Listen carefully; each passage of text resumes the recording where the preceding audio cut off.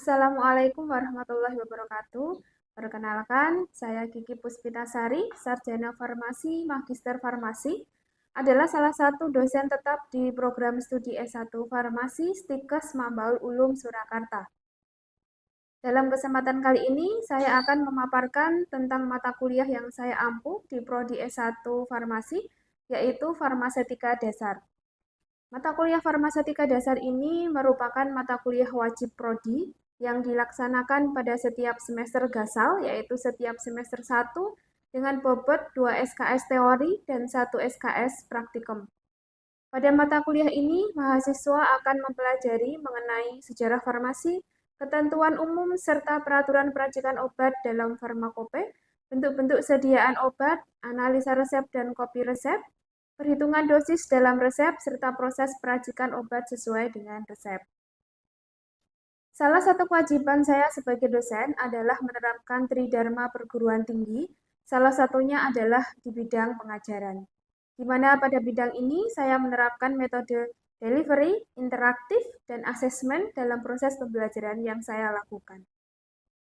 Materi pembelajaran saya ini mengacu pada capaian pembelajaran lulusan dari mata kuliah ini.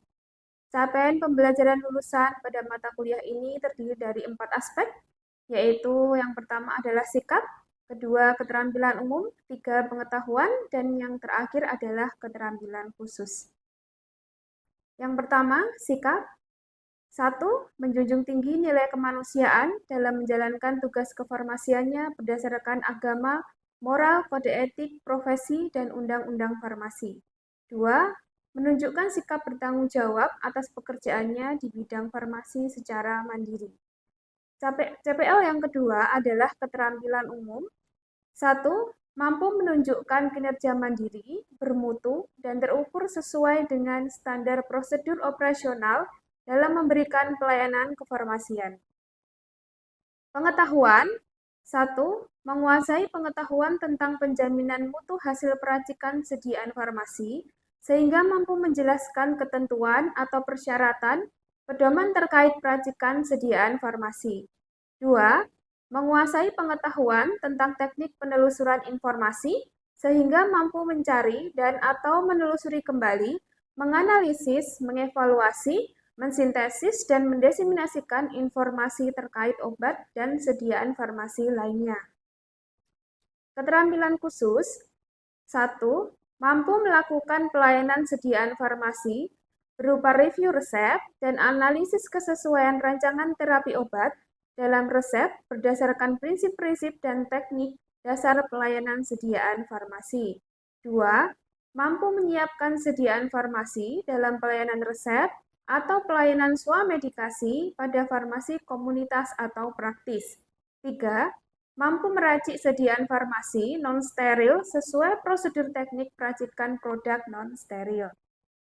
Dari CPL tersebut, maka dapat dirumuskan sebuah CPMK, kemudian dari CPMK menurunkan 8 sub CPMK yang dibagi dalam 14 kali pertemuan tatap muka pembelajaran. Tidak termasuk dalam ujian setengah semester dan ujian akhir semester. CPMK dari mata kuliah ini adalah mahasiswa mampu menjelaskan tentang konsep farmasetika, mengaplikasikan dan menganalisa resep, kopi resep, perhitungan resep, serta sediaan-sediaan farmasi. Adapun bahan kajian mata kuliah ini yaitu yang pertama, pengenalan dan sejarah farmasi, 2. Ketentuan umum dalam farmakope, 3. Penjelasan tentang obat, 4.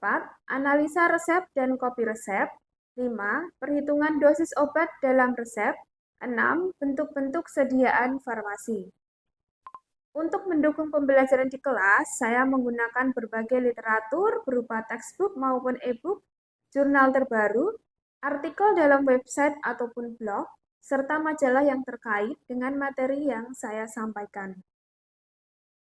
Metode pembelajaran yang saya lakukan di kelas yaitu dengan sistem SCL, di mana sistem tersebut merupakan metode pembelajaran yang menempatkan mahasiswa sebagai subjek pembelajaran, sehingga peserta didik akan belajar lebih aktif, kreatif, mandiri, inovatif sesuai dengan kemampuan individu masing-masing.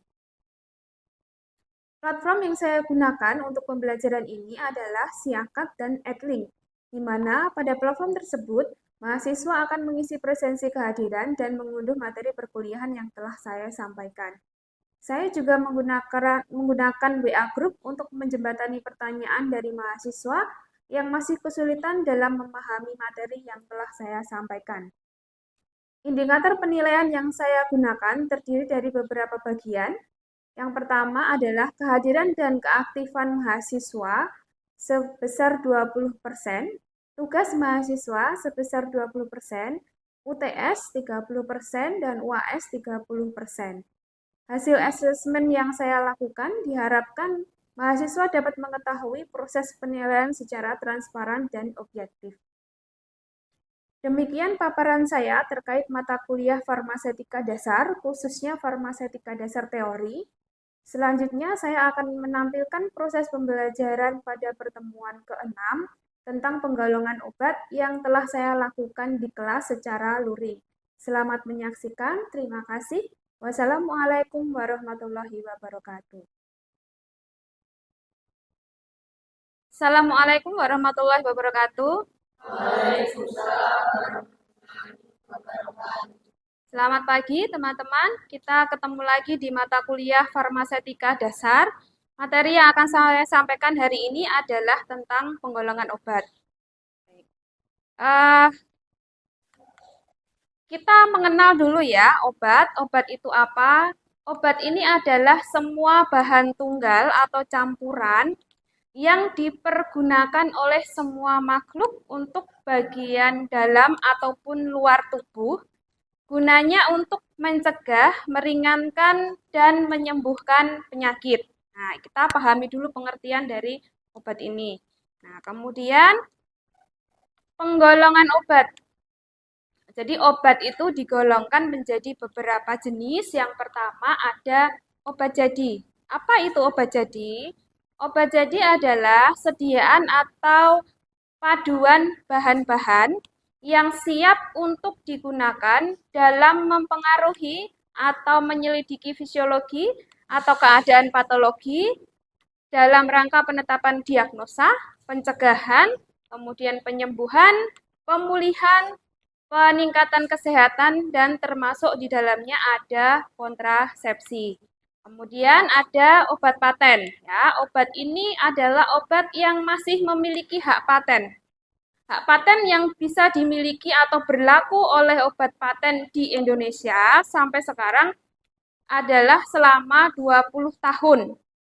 20 tahun ini terhitung sejak tanggal penerimaan obat paten tersebut ya. Ini sesuai dalam peraturan Undang-Undang Nomor 13 tahun 2016. Selanjutnya ada kosmetik. Nah, kosmetik ini yang biasanya disukai sama cewek-cewek ya. Nggak cuma cewek-cewek, cowok juga suka ya ternyata. Baik, kosmetik ini kalau orang mengira tentunya ini bukan termasuk dalam golongan obat. Padahal kosmetik ini adalah termasuk dalam kategori obat, tapi dia disendirikan. Nah, apa sih kosmetik ini?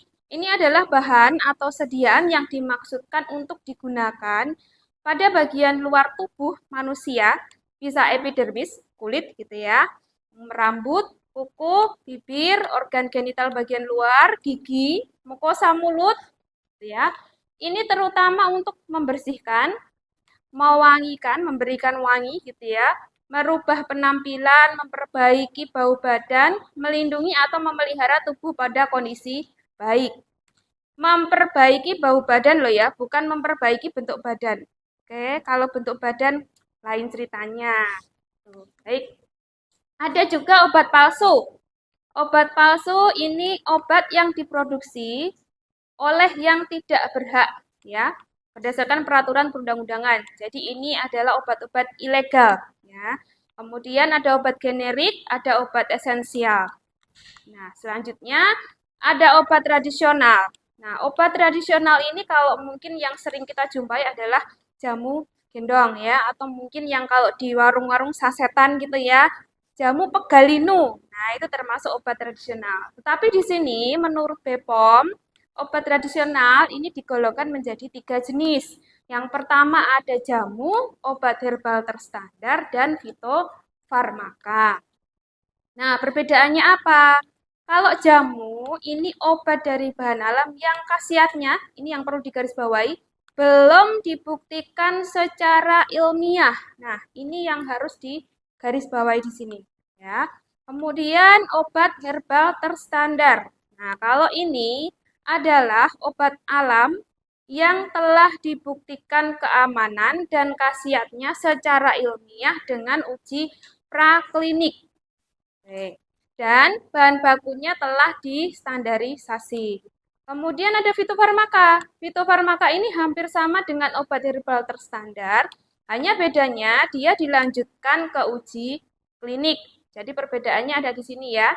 Silakan diperhatikan, ada perbedaannya di bagian akhir. Nah, logonya ini juga yang membedakan dari ketiga obat tradisional tersebut. Kalau jamu logonya seperti ini, ya. Kemudian ini obat herbal terstandar, fitofarmaka. Logo-logo ini wajib tercantum dalam kemasan setiap obat tradisional, baik itu jamu, obat herbal terstandar maupun fitofarmaka. Wajib. Baik ada di kemasan primer maupun sekunder. Ini wajib ada ya. Nah, penggolongan obat menurut Undang-Undang Kesehatan nomor 949/Per/6/2000 ya. Ada 7. Apa saja? Ada obat bebas terbatas, obat keras, kemudian narkotika, jamu, obat herbal terstandar dan fitofarmaka. Baik, kita lihat satu persatu. Apa itu obat bebas? Ini adalah obat yang dibolehkan atau diperbolehkan kita gunakan tanpa resep dokter. Ya, ini. Atau biasa kalau di apotek mungkin disebutnya OTC. Ya. Nah, obat ini biasanya digunakan untuk menangani penyakit-penyakit simptomatis yang ringan. Ya, misalnya pusing, kemudian demam, dan seterusnya. Yang ringan. Nah, logonya seperti ini. Ada lingkaran hijau, pinggirnya hitam, gitu ya. Kemudian contoh yang sudah beredar di pasaran adalah ini. Jadi di setiap kemasan ada logonya, seperti ini ya. Tuh, logonya. Tuh, ini di kemasan primer maupun sekunder ada. Jadi seperti itu. Kemudian obat bebas terbatas. Ini adalah obat yang biasa juga disebut dengan obat daftar W. Nah, dan obat ini biasanya disertai tanda peringatan P1 sampai P6 dan itu wajib juga berada di kemasan obat. Nah, obat ini biasanya bisa dibeli di apotek atau toko obat berizin. Nah, contoh-contohnya ada CTM, Bromexin, dan seterusnya. Nah, ini gambaran dari logonya. Logonya hampir sama dengan obat bebas, hanya saja warnanya yang berbeda. Kalau obat bebas terbatas, warnanya biru. Obat bebas tadi warnanya apa? Hijau. Betul. Nah, peraturannya ada P nomor 1 sampai 6. Ini wajib berada pada setiap kemasan, tapi tidak semua ya, hanya satu. Kalau ada obat bebas yang sekiranya dia masuk dalam kategori P nomor 1, berarti peraturan ini wajib ada di kemasan. Kemudian obat keras. Obat keras ini bisa juga dikatakan sebagai obat wajib apotek atau OWA. Dan ini juga termasuk dalam golongan psikotropika, itu masuk dalam obat keras. Kalau narkotika nanti disendirikan, tapi kalau psikotropika masuk ke sini. Nah, obat keras logonya seperti ini ya, warnanya merah, ada huruf K hitam di tengahnya, lingkarannya hitam. Contohnya ini setiap kemasan ada logonya obat keras. Ini yang menandakan ya. Jadi kalau Anda melihat ini pasti, oh ini obat keras, itu sebagai penanda. Kemudian ada psikotropika. Nah, psikotropika biasanya disebut dengan OKT, ya, obat keras terbatas atau obat keras tertentu. Ya, karena memang penggunaannya terbatas, tidak bisa sembarangan, karena ini diawasi oleh badan hukum. Nah, penggolongannya ada golongan 1, golongan 2, golongan 3, dan golongan 4. Yang membedakan adalah di masing-masing golongan ini boleh atau tidaknya digunakan untuk hanya tujuan ilmu pengetahuan atau untuk pengobatan. Jadi golongannya dibedakan berdasarkan itu. Kemudian ada narkotika. Narkotika bisa disebut dengan daftar O karena ini rata-rata narkotika itu mengandung opium atau opiat gitu ya. Nah, ini adalah obat yang harus wajib narkotika, psikotropika itu wajib menggunakan resep dokter. Jadi Anda tidak bisa mendapatkan obat-obat ini tanpa resep dokter ya. Kemudian narkotika ini digolongkan menjadi golongan 1, golongan 2, kemudian golongan 3. Nah, yang membedakan dari masing-masing golongan adalah tujuan penggunaannya. Apakah hanya untuk ilmu pengetahuan ataupun bisa digunakan untuk pengobatan, sama dengan psikotropika tadi. Nah, ini gambaran dari contoh ya, contoh dari narkotika. Ada ganja, gitu ya. Ini yang paling gampang tumbuh di Indonesia, ganja, dan sering disalahgunakan. Nah, ini adalah gambaran dari tanaman opium. Ini juga termasuk golongan narkotika. Yang dipakai ini getahnya, ya, getahnya dari tanaman opium. Jadi getahnya ini nanti dikumpulkan. Nah, logonya adalah seperti ini, logo narkotika. Setiap kemasan ada narkotika, ya, tidak boleh lepas, harus ada. Baik, sampai di sini apakah ada pertanyaan? Izin bertanya, perkenalkan nama saya Salih Bulan Permata. Apakah di toko obat berizin semua golongan obat dapat dijual di sana? Baik, dan saya jawab ya, pertanyaan dari Mbak Salsya. Apakah di toko obat berizin semua golongan obat bisa dijual di sana? Jawabannya adalah tidak. Ya, di toko obat berizin itu mereka hanya diperbolehkan menjual obat bebas dan obat bebas terbatas, ya. Karena memang aturannya dibatasi, ya. Karena di toko obat berizin tidak ada apoteker. Jadi di sana hanya diperbolehkan menjual obat bebas dan obat bebas terbatas. Apakah sudah menjawab? Baik. Ada pertanyaan lain? Maaf Ibu izin bertanya, apakah obat tradisional itu bisa masuk ke dalam golongan obat bebas terbatas maupun golongan lainnya? Oke. Terima kasih Bu. Baik, saya jawab dari pertanyaannya tadi. Apakah obat tradisional ya masuk ke dalam golongan obat bebas, bebas terbatas atau obat keras gitu ya?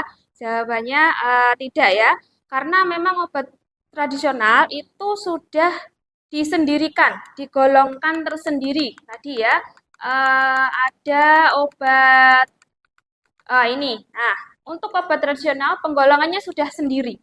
Ada jamu, obat herbal terstandar, dan fitofarmaka. Jadi untuk obat tradisional mereka tidak termasuk dalam golongan obat bebas, bebas terbatas, keras, psikotropika, ataupun narkotika.